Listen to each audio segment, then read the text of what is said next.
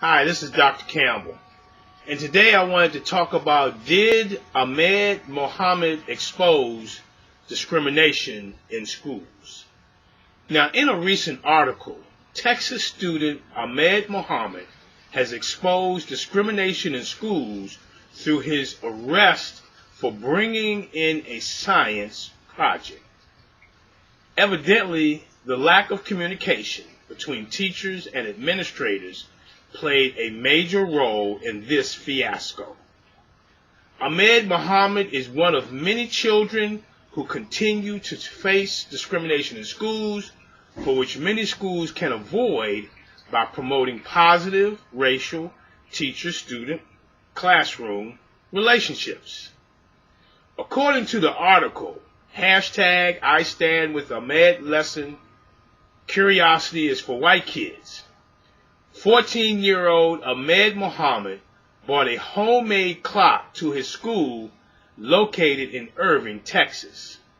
School officials and police have termed the engineering project as a hoax bomb.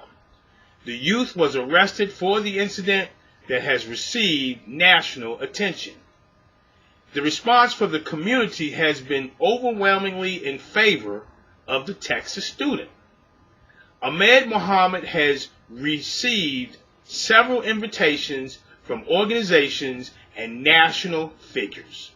For example, he has invitations to NASA's Jet Propulsion Laboratory, to a television show hosted by a Canadian astronaut, and a personal invitation from Mark Zuckerberg.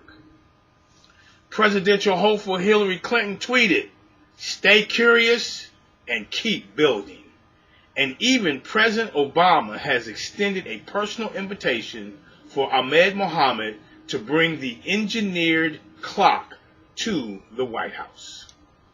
Ahmed Mohamed has faced the same discrimination in schools that many black and Hispanic students continue to face. And so the first question is, what are the factors that continue to contribute to discrimination in schools for students like Ahmed Mohamed? You see, schools encompass cultural expectations that present challenges for black students. Schools and black student conflict result from expectation differences. The lack of cultural synchronization between black students and administrators, coupled with the negative teacher expectations, result in hidden and often unintended conflict between educators and their students. Black students believe white educators have low estimates of the students' ability and worth. Black students believe their teachers are more prejudiced toward them when compared to white teachers and indicate a strong feeling of rejection. Teachers who are culturally different from their students have a greater challenge creating a trusting environment when cultural diversity and race factors are not put on the table by the school, and students perceive these factors as important to their identity and school success. School leaders must stop operating on the assumption that all of the reasons for black children's problems with school rest with the children, and adopt a perspective that the responsibility for black students rests with the school system. Many school social codes are unfamiliar and opposed to culturally diverse student home codes. Blacks have difficulty with instructional concepts and ideas that are absent in their community, culture, or economic environment that ignore or misrepresent their present condition. School instructional procedures include cultural values, orientations, and perceptions that differ from those of black students. Inappropriate curriculum and instruction are concerns that make reversing underachievement for culturally diverse students difficult. Most elementary and secondary school curriculum has a focus that benefits white middle-class children. Public schools continue to have culturally based philosophies and curriculum that focus on white European and Judeo-Christian values. And so the next question is, how can schools avoid the negative perception associated with discrimination in schools for students like Ahmed Mohamed? Positive relationships at schools and in the classroom are in many ways the prerequisites for effective learning and behavior. Students and teachers who are warm, compassionate, and friendly toward one another in the classroom have the potential to improve instruction and learning. In addition, good teacher-student relationships include teachers communicating to students that they care about them.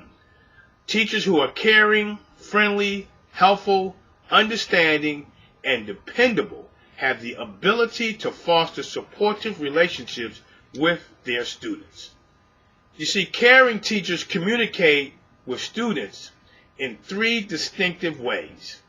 First, they think about how what they say sounds from the student's perspective. Second, they respond authentically and respect rather than giving patronizing pats on the head or using sarcasm. You see, the teachers respond in an authentic way and in a respectful way rather than giving those type of patronizing comments, pats on the head, or using sarcasm. And number three, they explain what they are up to and give reasons for their request. Finally, schools can avoid the perceptions of racism in schools associated with the Texas student Ahmed Mohamed by promoting positive racial teacher-student classroom relationships.